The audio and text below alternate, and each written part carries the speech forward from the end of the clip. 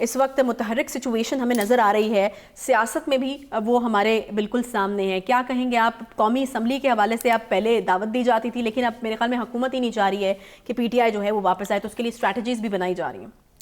آج میں ایک ایسے موڈ میں ہوں جہاں میری خواہش یہ ہے، پتہ نہیں میں کر پاؤں گا کہ نہیں، کہ ہم سامعین کو بنیادی طور پر اصل مسئلے کی نوعیت سمجھا پائیں تاکہ باقی کی گفتگو جو ہم کریں وہ ان کے سمجھ میں آ جائے. بڑا اہم رول ہوتا ہے میڈیا کا کہ لرننگ بھی دی جائے. کوشش کر رہے ہیں. پارلیمنٹ کی تضحیک تذلیل کے بارے میں ہم کافی گفتگو کرتے رہے ہیں، لیکن ہم ذرا آج تھوڑا سا اس کو تلاش کرتے ہیں کہ ریسنٹ پاسٹ میں یہ کیسے شروع ہوئی.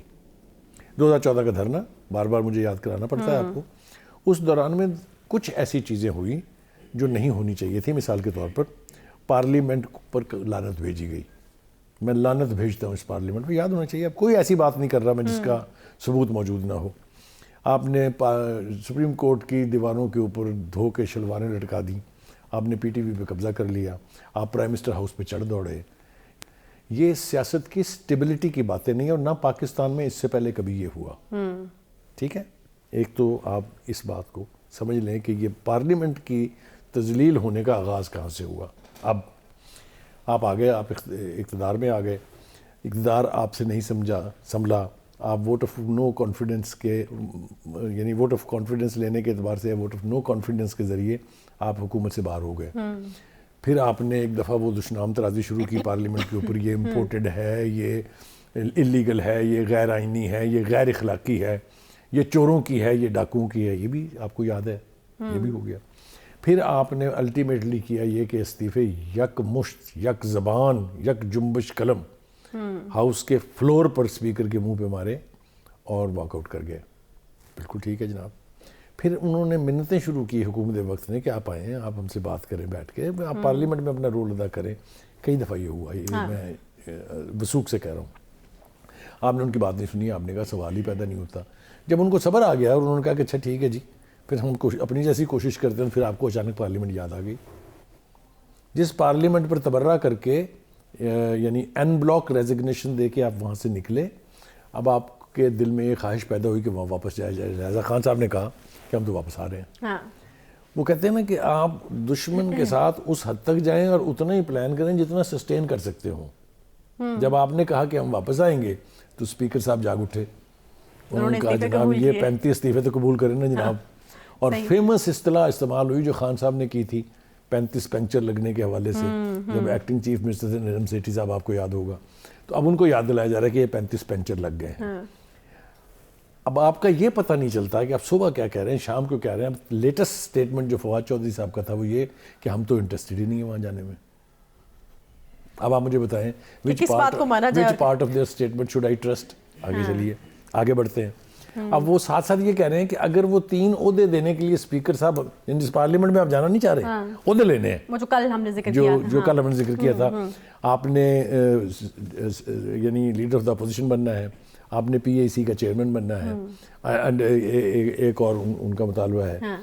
تو اگر آپ نے یہ سب کچھ کرنا ہے تو پھر آپ کو یہ سب کچھ کرنے کی ضرورت نہیں تھی جو آپ نے کیا ہے. تو پارلیمنٹ کی تضحیک کہہ لیجئے، یا مجھے تو شرم آتی ہے الفاظ استعمال کرتے ہوئے بھی، یہ سب کچھ جو ہے یہ تماشا اب اپنے منطقی انجام کی طرف بڑھ رہا ہے.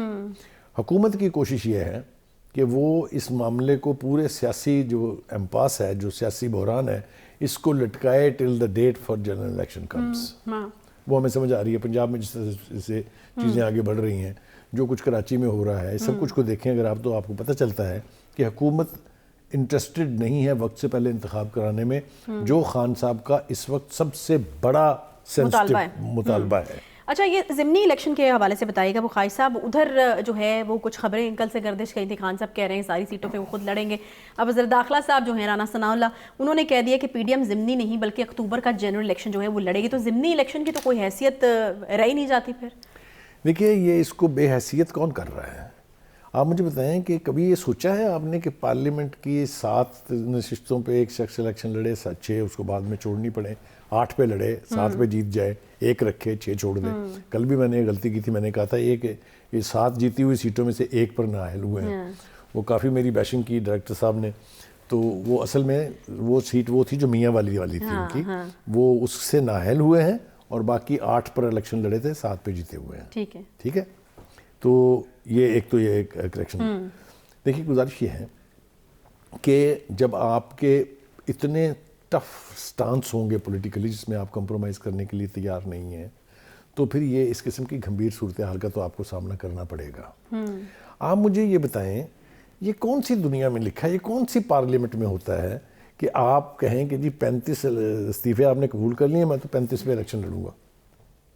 ایک اور بھی ہم نے سنی تھی، کسی نے یہ کہا کہ جی وہ تمام پنجاب کی سیٹوں پہ بھی لڑیں گے اور کے پی کے کی. وہ خدا کے واسطے یہ کون سے ملک میں ہوتا ہے، یہ کون سی جمہوریت میں ہوتا ہے، یہ کون سے آئین میں ہوتا ہے کوئی لگام دینے والا؟ ان کو مجھے بتائیں آپ، یہ کیسے ہو سکتا ہے کہ ایک ملک کے اندر آدمی اس طرح کی خواہشات رکھے؟ قانون کے ذریعے دی جا سکتی ہے نا لگام. میرے خیال سے میں تو کل بھی کہی تھی کہ دیکھیں اخلاقیات کی آپ بات نہ کریں، اگر یہ کھلا ہوگا آپشن تو خان صاحب یقیناً اس کو آپٹ کریں گے. یہ آپشن کھلا نہیں ہے. نہیں تو پھر قانون کے ذریعے ہمیں یہاں مطالبہ یہ کرنا چاہیے کہ الیکشن کمشنر صاحب آپ آنکھیں کھولیں، جاگیں، اپنی ذمہ داری کو محسوس کریں اور سٹاپ کریں اس کو. اسی کی میں بات کر رہی ہوں نا کہ اگر آپ اس کو سٹاپ نہیں کریں گے تو یہ پاگل پن جو ہے یہ آگے سے آگے بڑھتا چلا جائے گا. ابھی ہم نے معیشت کی بات کی، ہم متعامل ہی نہیں ہے کہ ہم اس طریقے سے الیکشن کراتے جائیں اور اس کے بعد پھر مطلب 400 میں سے بھی پھر کوئی ایک آدھی سیٹ ہی آپ رکھیں گے نا، اس کے بعد پھر باقی آپ کو چھوڑنی پڑے گی. تو ہم اس طرح کی گیمز میں ابھی نہیں ڈال سکتے. دیکھیں نا، اس کا صحیح جواب دیا نا پی ڈی ایم نے، ان کا ہم تو یہ الیکشن لڑنے نہیں چاہتے ہیں. اچھا پھر ہوگا کیا؟ کیونکہ وہ الیکشن لڑنا نہیں چاہتے، خان صاحب کہتے ساری سیٹوں پہ میں لڑوں گا، وہاں سے بھی کچھ حاصل نہیں ہو رہا، تو پھر وہ at some point law must prevail. نہیں پھر کیا نگران سیٹ اپ جو بنے گا وہ پھر ایکسٹینڈ ہو جائے گا اگلے عرصے کے لیے بھی؟ کیونکہ یہ بھی آپ کہتے رہے ہیں. یہ میں نے کل بھی کہا تھا، میں آج پھر کہتا ہوں یہ کہ اگر اسی طرح کی درفنتریاں چھوڑتے رہیں گے آپ، اسی طرح کے ناقابل قبول مطالبے کرتے رہیں گے آپ، تو آپ لیز دے رہے ہیں ان کو till that time when the general elections are due. تو he can not blame anybody else. یہ ان کے اپنے غلط فیصلے اور اپنے غیر آئینی مطالبات اس کے ذمہ دار ہوں گے. اور مجھے کچھ ایسا دکھائی نہیں دیتا کہ خان صاحب کو کوئی سین آدمی، اول تو سین آدمی میں نے پہلے بھی کہا کہ ان کی پارٹی میں انہوں نے کبھی رکھا ہی نہیں ہے، لیکن ان کی رائے کے آگے سارے چپ کر جاتے ہیں. بہت سارے فیصلے میں یہاں گنوا سکتا ہوں آپ کو جس میں انہوں نے غلط فیصلے کیے اور قیمت چکائی. ٹھیک ہے بخاری صاحب، بریک مجھے کوئکلی لینا ہے. نگران وزیر اعلیٰ والا جو سوال ہے اس کو بھی کسی طور مس نہیں کیا جا سکتا، کیونکہ اس پر بھی جو ہے وہ سیاسی اسٹیٹمنٹس آنا شروع ہو گئی ہیں. پرویز الہی صاحب کہتے ہیں ہم تو نہیں مانیں گے، مسلم لیگ نون کی طرف سے جو بھی نہ دی جائے، الیکشن کمیشن بھی جو فیصلہ کرے گا وہ بھی نہیں ماننا. میں آپ کو نہیں، یہ تو خیر وہ کہہ سکتے ہیں لیکن ایسا ہوتا نہیں ہے. ابھی میں سن رہا تھا قمر دلشاد صاحب کو، انہوں نے کہا کہ ونس پارلیمانی پارٹیز اپنے نام الیکشن کمیشن کو بھیج دیں گی اس کے بعد کسی کا کوئی اختیار نہیں ہے. It is entirely discretion of the chief election commissioner کہ وہ کون سے نام کو فائنل کر دے، اور اس کے خلاف کوئی اپیل نہیں ہے. یعنی اس کا مطلب ہے کہ ان کی اسٹیٹمنٹ کی کوئی That اہمیت is نہیں ہے، an وہ مانے یا نہ مانے. ultimate decision of the chief election commissioner which cannot be challenged in any court of law. ٹھیک ہے. اور ایک میں ساتھ ساتھ یہاں چلتے چلتے یہ بھی کہتا جاؤں، اب میرے خیال سے ہمیں یہ مطالبہ بھی کر ہی دینا چاہیے کہ اب عدالتوں کو بھی چاہیے کہ وہ اپنی ریپوٹیشن کی خاطر، قانون کی حکمرانی کی خاطر، ڈر کے تحت، خوف کے تحت فیصلے کرنے چھوڑ دیں. ٹھیک ہے. اب ان کو ایسے فیصلے کرنے چاہیے جس سے قانون جو ہے اس کی جو برتری ہے وہ ثابت ہو پائے.